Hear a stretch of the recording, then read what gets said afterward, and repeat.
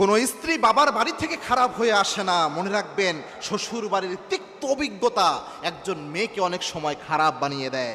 একটা মেয়ে যখন বাবার বাড়ি থেকে তার শ্বশুর বাড়িতে আসে, স্বাভাবিকভাবে সে চায় তার সর্বোচ্চ ভালো আচরণটা ওই শ্বশুর বাড়িতে দেওয়ার জন্য, কিন্তু শ্বশুর বাড়ির হাজার তিক্ত কথা, তিক্ত অভিজ্ঞতা একটা মেয়ের চরিত্রকে, একটা মেয়ের কথাবার্তা, মেজাজকে একদম নষ্ট করে দেয়। এই জন্য এটা কিন্তু দুই পক্ষেরই দোষ। আমরা অনেক সময় দেখি যে অমুকের ওয়াইফ এটা ভালো না, তার আচরণ ভালো না, কিন্তু এটার জন্য যে কত তিক্ত অভিজ্ঞতা তার রয়েছে এটা হয়তো আমরা চিন্তা করি না। এই জন্য আল্লাহর হাবিব সাল্লাল্লাহু আলাইহি সাল্লাম বলতেন, তোমরা পরিবারে একজন আরেকজনের উপর ইনসাফ করবা। একজন হাজবেন্ড তার ওয়াইফের উপর ইনসাফ করতে হবে, একজন ওয়াইফ তার হাজবেন্ডের উপর ইনসাফ করবে, একজন শাশুড়ি তার ছেলের বউয়ের উপর ইনসাফ করবে।